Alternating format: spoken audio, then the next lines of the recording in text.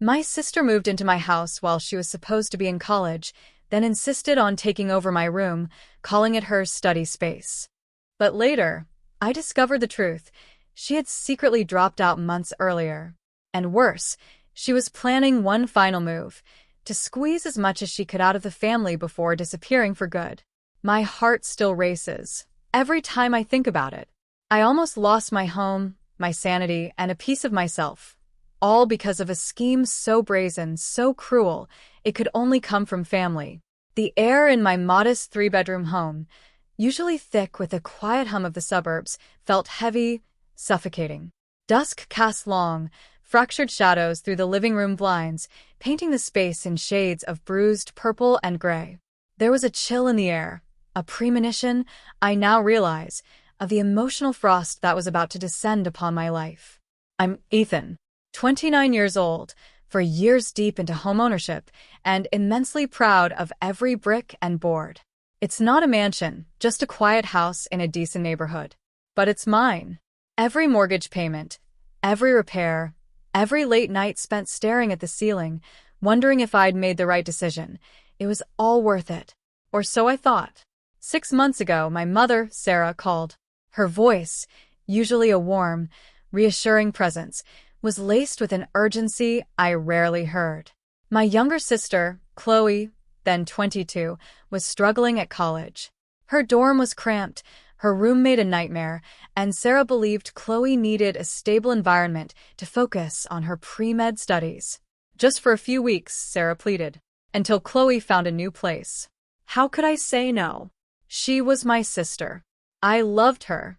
I set her up in the guest room, a perfectly lovely space, fully furnished, with its own bathroom across the hall. Chloe seemed genuinely grateful at first, and a quiet sense of satisfaction settled over me. I was helping my sister. This was what family did. But the gratitude curdled quickly. The requests began, delivered not by Chloe herself, but through Sarah. Always through Sarah. The guest room desk wasn't big enough. The lighting was wrong. The street noise was distracting. Each complaint, a tiny prick at my patience, escalating from minor inconvenience to outright demand. Then, 2 months in, Sarah showed up, unannounced, her face set in a serious line. Chloe was still struggling, she explained, her voice heavy with manufactured concern. Pre-med was so demanding. And Sarah, my cunning, manipulative mother, had a solution. Chloe needed my master bedroom. I actually laughed. A short, disbelieving bark. I thought it was a joke, a test of my good humor. It's quieter, Ethan, Sarah explained, utterly serious. It has the ensuite bathroom, so she won't be disturbed. The walk-in closet would give her space for all her study materials. And the sitting area? Perfect for her study groups. My laughter died in my throat. This wasn't a joke. Not even close. It's just temporary, Sarah insisted, her voice dropping to a conspiratorial whisper. Just until she graduates. You're a successful adult, Ethan. You can handle sleeping in the guest room for a while. Chloe's future is at stake here. My stomach churned with a mixture of disbelief and indignation. My house. My bedroom. The room I had poured sweat and savings into. No, I said, the word cutting through the quiet like a knife. Absolutely not. It's my house, my bedroom, and I am not giving it up. Sarah's face flushed. She left that day, visibly upset, slamming the door hard enough to rattle the framed pictures in the hallway. I thought that was the end of it. I was wrong. So painfully, horribly wrong. The guilt-tripping campaign began immediately, a relentless, insidious barrage. My phone became a weapon aimed squarely at my peace of mind. Sarah would call, her voice thick with worry, recounting tales of Chloe's stress, her tears over grades, her feelings of being utterly unsupported by her own family. My Aunt Eleanor, usually a beacon of common sense, started texting me articles about the importance of family support for education. Even my cousin Daniel, a man I barely exchanged pleasantries with, suddenly had strong opinions about how real men make sacrifices for family. Through it all, Chloe remained eerily silent. Whenever I tried to talk to her directly, to understand her needs, to find other ways I could help, she'd just shrug, a blank mask on her face. "I'm fine," she'd murmur, her eyes refusing to meet mine. Moments later, Sarah would call, explaining that Chloe was too overwhelmed to advocate for herself. It was a well-oiled machine, and I was caught in its gears. The breaking point arrived like a punch to the gut. I returned from a business trip, exhausted and ready for the comfort of my own bed, only to find my master bedroom door locked. A new, unfamiliar smart lock glinted menacingly in the dim hallway light. Panic flared, quickly replaced by a cold, burning rage. Chloe had moved herself in while I was gone. My clothes? Shoved unceremoniously into garbage bags in the guest room. My personal items? Boxed up and stacked haphazardly in a corner. She'd even changed the locks. My house. My room. My life violated. I hammered on the door. "Chloe, open this door right now." Her voice, thin and reedy, responded from inside. "I can't, Ethan. I'm studying." I was beyond furious. I roared at her, demanding she move out immediately. Chloe responded with a theatrical sob, and within the hour, Sarah appeared, as if on cue. How convenient. Suddenly, I was the villain, terrorizing a stressed college student. "It's already done, Ethan," Sarah pleaded, her hand pressed to her chest. "Don't make her move everything again. That's just cruel. She has midterms coming up." I looked at them, both of them, and a switch flipped inside me. I was done being the family doormat. "You both have 48 hours, I stated, my voice low and steady, laced with an iron resolve I hadn't known I possessed.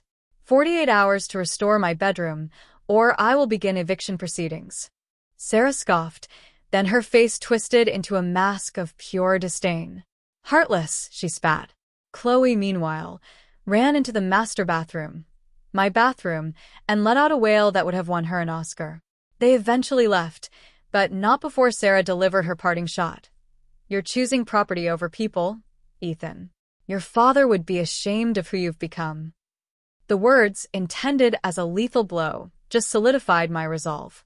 It's been 3 days since that confrontation. Chloe is still in my bedroom. She's added a padlock to the smart lock. My phone is a constant source of anxiety, blowing up with messages from various relatives, all echoing Sarah's narrative. Selfish, temporary sacrifices, successful people don't need material things. I contacted a lawyer. The eviction papers are ready.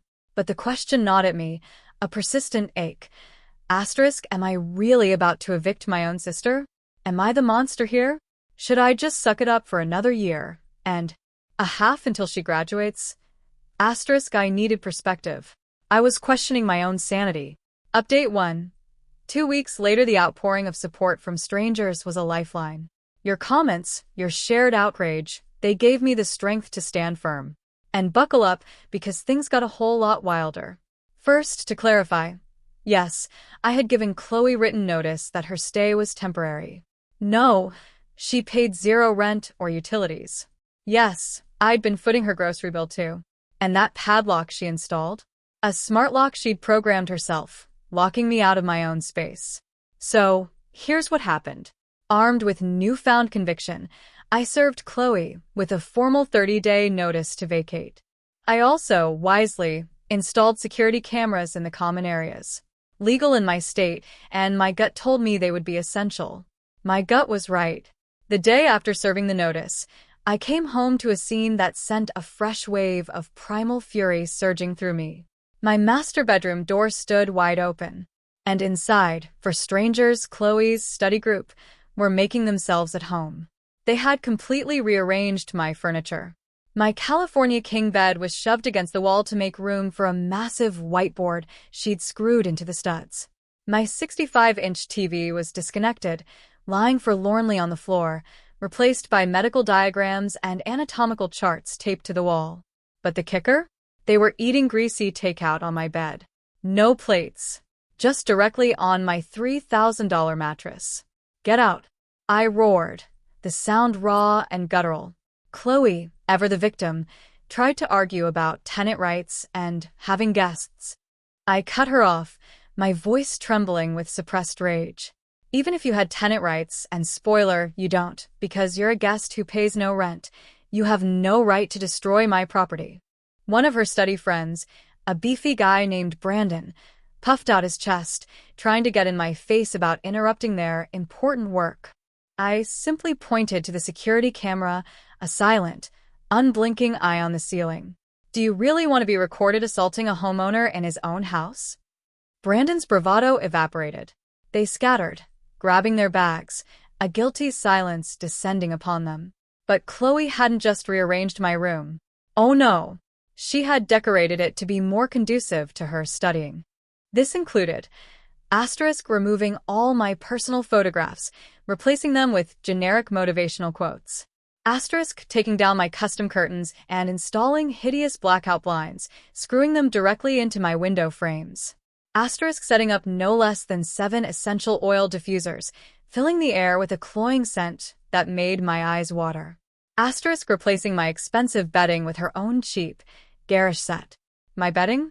Still haven't found it. Installing those garish LED strip lights all around the ceiling. And the piece de resistance, child safety locks on my closet and dresser drawers because her study materials were private. I documented everything, every screw hole, every grease stain, every violation, and sent the photos straight to my lawyer. The next morning, Sarah showed up at 6 a.m. She had a key. Chloe had made her a copy. Sarah let herself in and started banging on the guest room door, where I was trying to get some sleep. Ethan, stop this nonsense. Chloe's study group is supposed to meet here every Tuesday and Thursday. You've disrupted her entire schedule. Do you know how hard it is to coordinate 5 pre-med students' calendars? My blood ran cold. Trespassing. She was trespassing in my home. You are trespassing, I stated, my voice flat. You need to leave. She actually laughed. A harsh, derisive sound. You can't trespass in your child's home, she sneered. That's when I played my ace. Funny, I said, holding up my phone. Because we're in a single-party consent state, and I've been recording our entire conversation. Would you mind repeating that part about having a key made without my permission? Her eyes widened. The color drained from her face as she realized her mistake. She tried to backtrack, to stammer out an excuse, but it was too late. You have 2 minutes to leave that key and get out of my house, I said, my voice dangerously calm. Or I call the police. She left the key, her face contorted with fury, but not before delivering another venomous promise. You are dead to me, Ethan, until you come to your senses. The family bombardment intensified. My phone became a battlefield. Relatives I hadn't spoken to in years suddenly found my number, fueled by Sarah's distorted narrative that I was making Chloe homeless during finals week. She conveniently omitted one crucial detail. Chloe still had her dorm room. She'd been paying for it this entire time. Or rather, Sarah had. Chloe just didn't like her roommate and preferred the luxury suite my home apparently offered. 3 days ago, I returned home from work to find Chloe had changed the smart lock code on the master bedroom. I couldn't get into my own room again, but this time I was prepared. I had already called a locksmith. While waiting, I heard voices from inside. Chloe had her study group over again. Through the door, I could hear her animatedly discussing her plans. Once we get the Murphy bed installed, we'll have so much more room for activities. Then, a nervous voice, Jessica, one of her friends. Chloe, are you sure your brother won't mind if we use this as our permanent study spot? He's never here, anyway. And Chloe, with chilling casualness. Mom says possession is 9/10 of the law. A Murphy bed, a permanent study spot. In my room, the locksmith arrived. I instructed him to remove the entire smart lock system and install a traditional deadbolt. As he worked, Chloe burst out, a whirlwind of manufactured rage. You're violating my privacy. You're destroying my safe space, she shrieked, tears streaming down her face. That's when something remarkable happened. Jessica, the study friend, stepped forward, her expression confused. Chloe, isn't this your brother's room?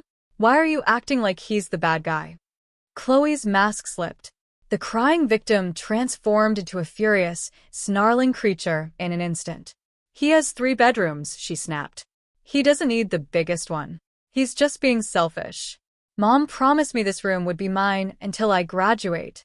He's ruining everything. Jessica looked genuinely uncomfortable. Your mom promised you your brother's room? The entire study group suddenly looked eager to leave. As they gathered their things, I overheard one of them whisper, "This is why I study at the library." Too much drama.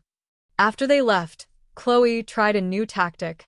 Suddenly, she was my sweet, apologetic little sister. She admitted Sarah had been pushing her. She never wanted it to go this far. She even offered to pay rent, $50 a month for the master bedroom, in a house where the mortgage was $2,200. I just stared at her, an ice-cold void where my sympathy used to be. The eviction notice stands, I said. You have 2 weeks left. Yesterday, my lawyer called. Sarah had contacted him, pretending to be me, trying to cancel the eviction. She'd used personal information to verify her identity. My lawyer, thankfully, is competent. He called me immediately to confirm. This morning, I woke up to 47 text messages. Sarah had created a family group chat, Save Chloe's Future. The messages ranged from disappointed to outright hostile. My favorite was from my Uncle David. Ethan, I never took you for the kind of man who would prioritize material possessions over family. Your sister is trying to become a doctor. You're destroying her dreams over a bedroom. I responded with one message, simple and definitive. Anyone who continues to harass me about my house will be blocked. Chloe has 14 days to vacate. This is not up for discussion. Half the chat immediately left. The other half doubled down. I blocked them all. I was done being the family doormat. Done subsidizing Chloe's education with my home. Done being manipulated by Sarah. I'll update again after the eviction deadline. Considering the escalation, I have a feeling there will be more to tell. Update 2. 1 month later, I know you've all been waiting. Grab a snack because this is where it really went off the rails. First, the eviction deadline. The 30 days came and went. And surprise, surprise, Chloe didn't move out. Instead, she doubled down on the delusion. The morning of the deadline, I woke up to find a printed notice taped to the guest bedroom door where I'd been sleeping. It was a formal complaint about landlord harassment, filed with some made-up tenant organization. Chloe, apparently, had decided she was now a legal expert. She claimed I had violated her rights by entering her room without 24-hour notice, changing the locks, threatening eviction without just cause, and creating a hostile living environment. I actually laughed out loud. My lawyer had a good chuckle too. But wait, it gets better.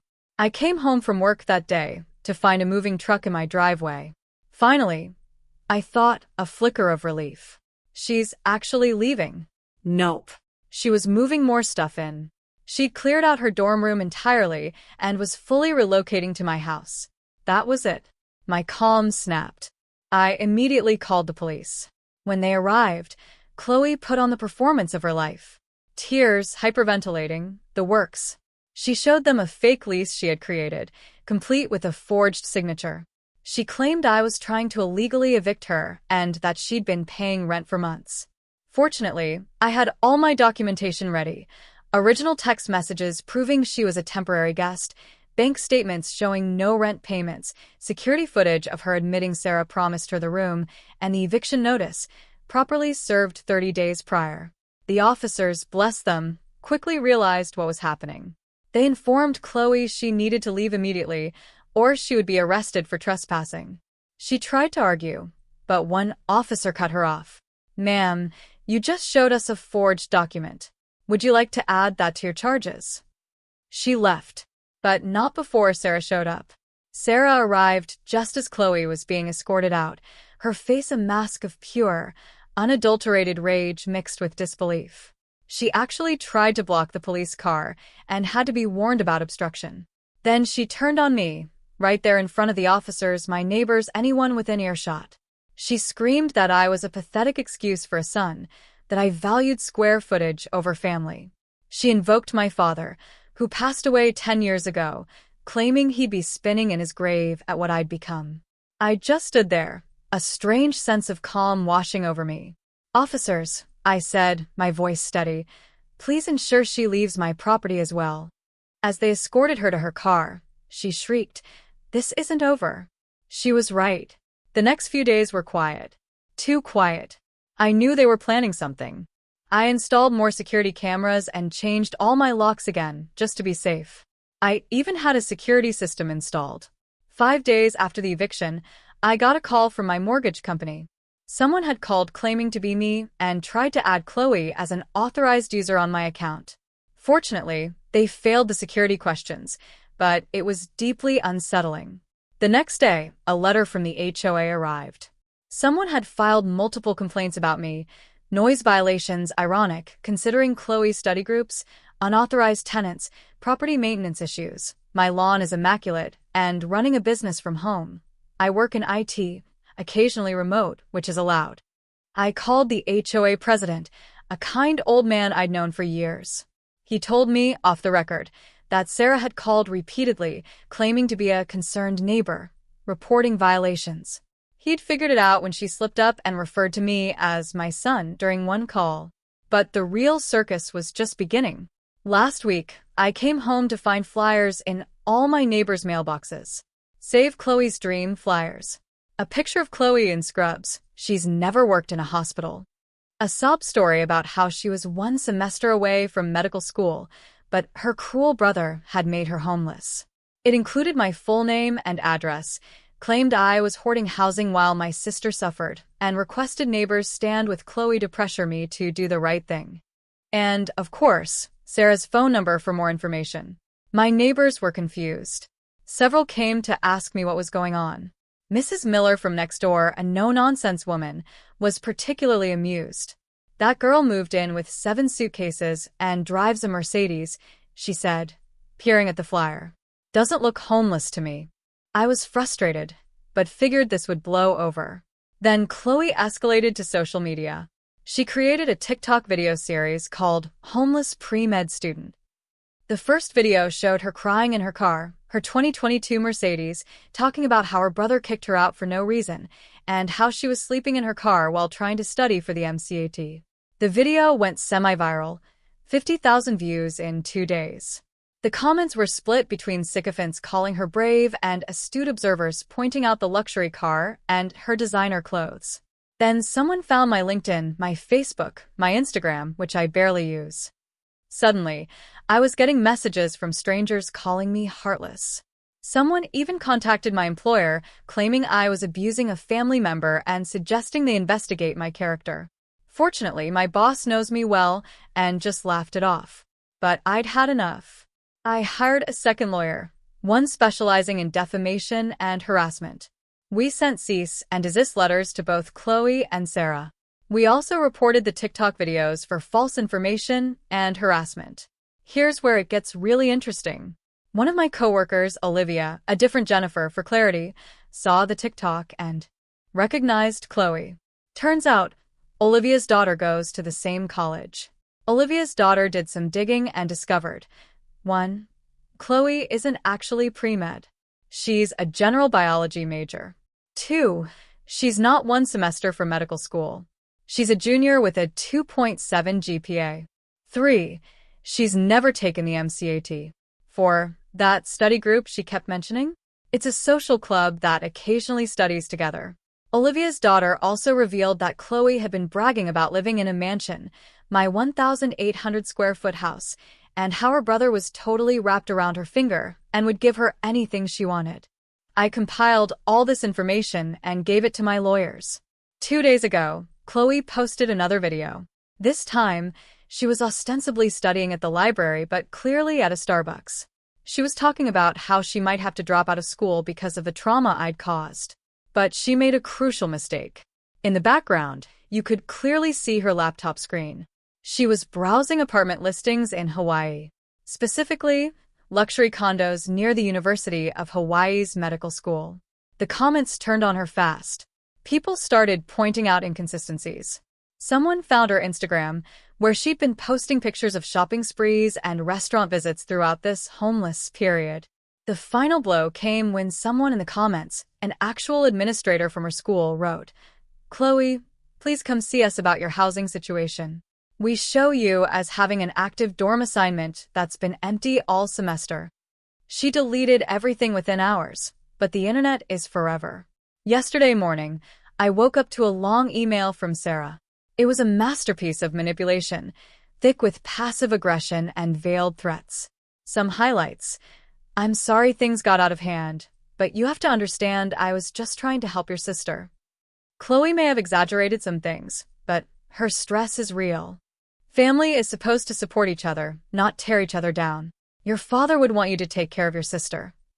And the ultimate audacity. I've already put a deposit down on Chloe's apartment in Hawaii for her medical school rotations. The least you could do is help with the rent since you wouldn't let her save money by living with you. Hawaii medical school rotations. She's an undergrad junior with a 2.7 GPA who's never taken the MCAT. And Sarah had already put a deposit on an apartment in Hawaii for medical school rotations. I forwarded the email to my lawyer and didn't respond. This morning, I got a text from Chloe.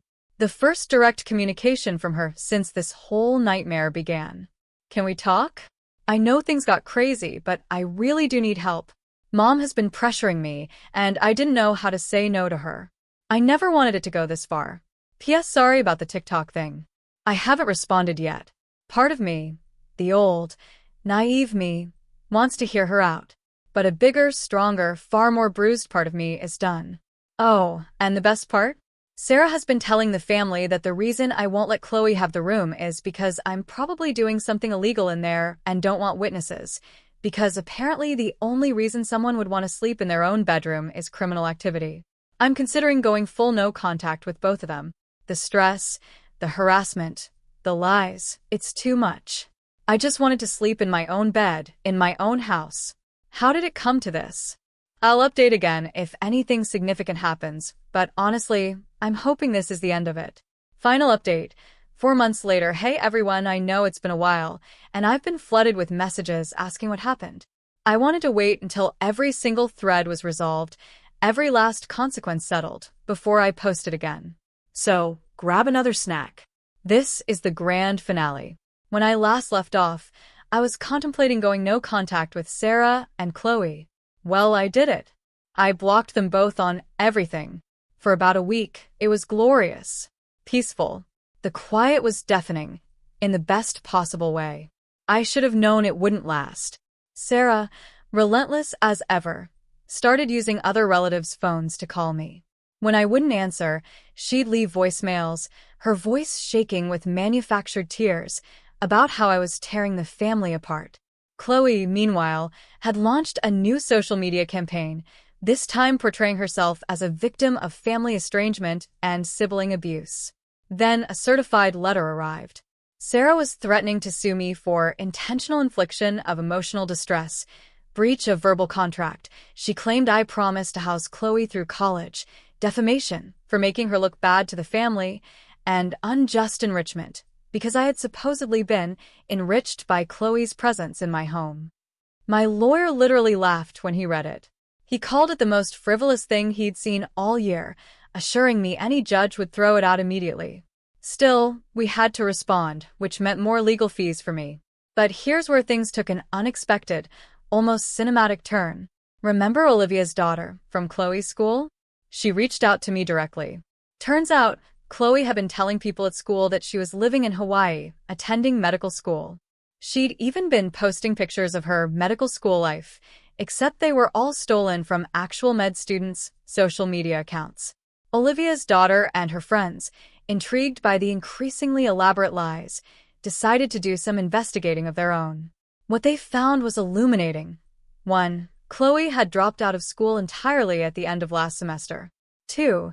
She'd been using her tuition money Sarah was paying, for shopping sprees and extravagant trips. 3. The pre-med story had been going on for years, getting more and more elaborate over time, a self-serving fantasy. 4. She told different friend groups different, wildly inconsistent stories about why she wasn't in school, ranging from taking a gap year to work in a hospital to doing research at Johns Hopkins. The girl sent me screenshots of everything, including Chloe's elaborate lies about being accepted to Harvard Medical School but choosing Hawaii because the ocean air helps her think. I sat on this information for a few days, a mix of shock and morbid fascination swirling within me. What could I even do with this? Then another surprise. My Aunt Eleanor, the same one who'd sent me articles about supporting family, called me. She'd been trying to remain neutral, she explained, but something had happened that changed her mind. Sarah had approached Eleanor, asking for a $50,000 loan. For what? To pay for Chloe's medical school tuition. Eleanor, always sharper than Sarah, asked for proof. Acceptance letters, transcripts, anything official. Sarah got defensive, insisting Eleanor should just trust family.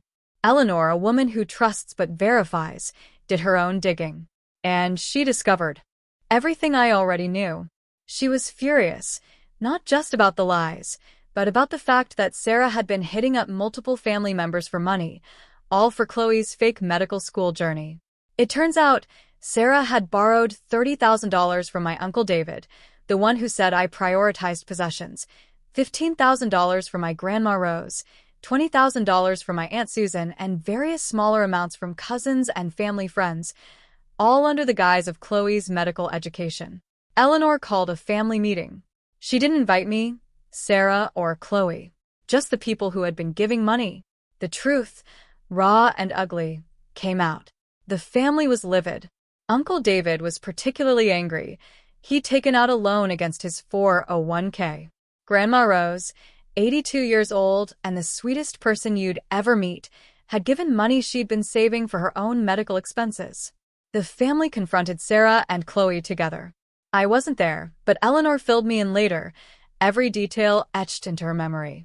Apparently, Chloe tried to maintain the lie even when confronted with overwhelming evidence.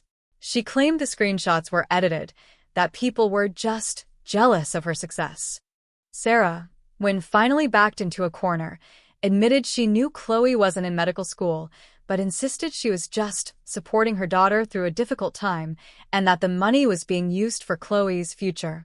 When pressed about where the money actually went, Hawaii vacations, endless shopping sprees, a new Tesla for Chloe, she'd traded in the Mercedes, spa treatments, and, the cherry on top, a failed YouTube channel where Chloe was trying to become a lifestyle influencer. The family demanded repayment. Sarah, suddenly meek, claimed she couldn't pay it back. She'd spent her savings on Chloe. Chloe, indignant, declared she couldn't pay it back because she was building her brand and would pay everyone back when she was successful. Then Grandma Rose, sweet, gentle Grandma Rose, stood up. She looked both Sarah and Chloe in the eye and called them disgraceful con artists before walking out. Go, Grandma. The fallout was immediate and catastrophic. Uncle David is pursuing legal action to get his money back. The entire family, united in their shock and betrayal, cut off Sarah and Chloe. And my cousin Daniel, who had lectured me about making sacrifices for family, personally apologized to me. Eleanor has been meticulously documenting everything in case more legal action is needed. But wait, there's more. 3 weeks ago, I got a call from an unknown number. It was Chloe, calling from a friend's phone. She was crying, truly crying this time, begging me to help her. Sarah had kicked her out. Yes, you read that right. Sarah, the enabler, the manipulator, had finally kicked Chloe out. Apparently, once the family money dried up and everyone knew the truth, Sarah couldn't afford to keep funding Chloe's increasingly lavish lifestyle. They got into a huge fight when Sarah suggested Chloe get a job. Chloe, in a fit of rage, said some unforgivable things about Sarah ruining her life and being a terrible mother. Sarah, at long last, had enough. Chloe was calling me because she had nowhere else to go. All her friends had distanced themselves after the TikTok drama. The family wouldn't speak to her. She'd burned every single bridge she had.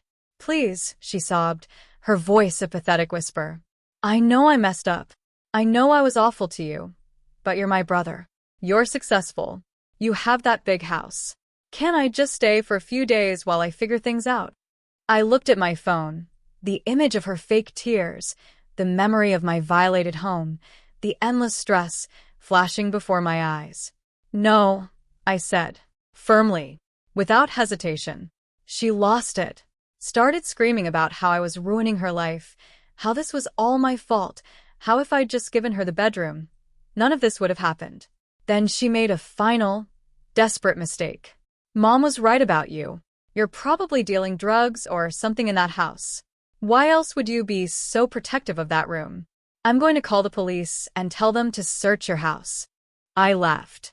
A genuine, unburdened laugh. Go ahead, I told her. Then I hung up and blocked that number too. She did call the police. They came to my house, apologized for the inconvenience, and explained someone had made an anonymous tip about drug activity. I invited them in, showed them around, including my perfectly normal master bedroom. They left within 10 minutes. I filed a report for false police reporting. Chloe was arrested 2 days later. Sarah called me from the jail, begging me to bail Chloe out. I declined and hung up. Chloe ended up spending 3 days in jail before one of her influencer friends, likely out of sheer pity, bailed her out. Last I heard, Chloe was couch surfing, still desperately trying to make it as an influencer. Her follower count has plummeted after multiple people exposed her lies. She's posted a few apology videos that are really just her blame shifting and playing the victim. Sarah has been eerily quiet. Eleanor told me she's been working at a grocery store, trying to pay back some of the money she owes the family. She's told a few relatives that I'm dead to her, which honestly feels like a gift at this point. As for me, I'm doing great. I've been sleeping in my master bedroom, in my house, in complete and utter peace. I've reconnected with the family members who apologized, the sane ones, and we've actually grown closer through this ordeal. I've even started dating someone new, Olivia from work. She's been incredibly supportive through all of this and jokes that she's grateful for the crazy family test happening early in our relationship. She's met some of my family, the good ones, and they adore her. Oh, and the best update? Remember that family group chat, Save Chloe's Future? Uncle David renamed it to Family Fraud Alert and now uses it to share updates on his legal proceedings against Sarah and Chloe. It's become oddly therapeutic for everyone affected. I've learned a lot from this experience. 1. Setting boundaries isn't selfish. It's necessary for your sanity. 2. Family doesn't mean you have to accept abuse, manipulation, or financial exploitation. 3. The truth, no matter how deeply buried, always comes out eventually. 4. Document everything. Every text, every email, every conversation you can legally record. 5. Get security cameras before you need them. 6. A good lawyer is worth their weight in gold. 7. Sometimes, the best thing you can do for someone is to let them face the consequences of their own actions. I know some of you might think I was too harsh, especially with that final phone call from Chloe. But I had spent years being the family ATM and doormat. I was done. The master bedroom saga is officially over. And I won. Not because I kept my bedroom, though that's certainly nice, but because I finally stood up for myself and broke the cycle of manipulation that had plagued my life for far too long. To anyone dealing with similar family dynamics, please hear this. You are not crazy. You are not selfish. You deserve respect in your own home and life. Don't let anyone, family or otherwise, convince you otherwise. Thanks for following this wild journey with me. I'm going to go enjoy a peaceful night's sleep in my bed, in my room, in my house. Life is good. What about you? Have you ever had to draw a line in the sand with family, even when it felt impossible? Share your stories and thoughts in the comments below.